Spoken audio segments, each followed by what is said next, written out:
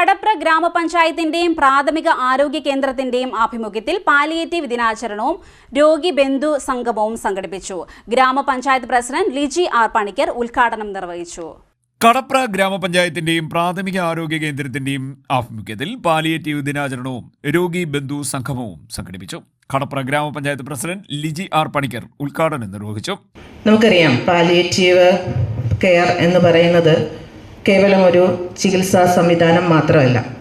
അത് നമ്മുടെ സമൂഹത്തിൽ വേദന അനുഭവിക്കുന്നവരെ പരിരക്ഷിക്കുക എന്നുള്ള ഒരു ഉദ്ദേശത്തോടുകൂടി ആരോഗ്യ മേഖലയിൽ നടപ്പാക്കുന്ന ഒരു ഏറ്റവും ശ്ലാഘനീയമായ ഒരു പ്രവർത്തന മേഖല തന്നെയാണ് പാലിയേറ്റീവ് കെയർ എന്ന് പറഞ്ഞാൽ. ചികിത്സ സാധ്യമാകാത്ത അല്ലെങ്കിൽ ചികിത്സയ്ക്ക് ഉപരി അവിടെ ഒരു പരിരക്ഷയാണ് നമ്മൾ ഈ കിടപ്പ് രോഗികൾക്ക്.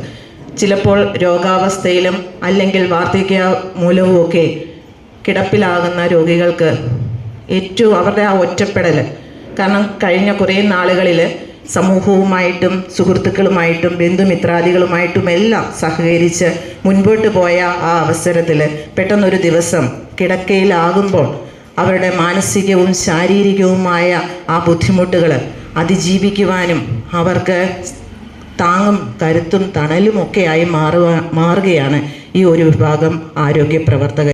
ആരോഗ്യ വിദ്യാഭ്യാസ standing committee chairman Shivadas U Panicker അധ്യക്ഷനായി. ഗ്രാമപഞ്ചായത്ത് vice president Jibin Pullippally palliative കിറ്റുകളുടെ വിതരണോദ്ഘാടനം നിർവഹിച്ചു. 103 വയസ്സുള്ള റേച്ചൽ ജോണിനെ ഗ്രാമപഞ്ചായത്ത് പ്രസിഡന്റ് യോഗത്തിൽ ആദരിച്ചു.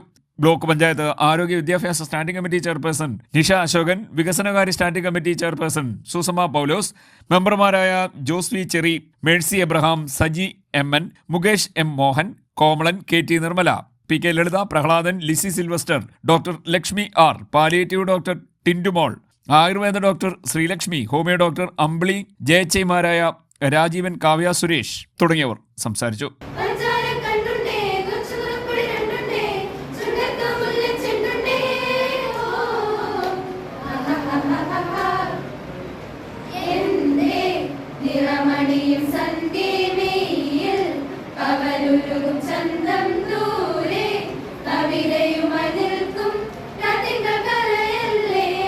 C D net news, Mannar.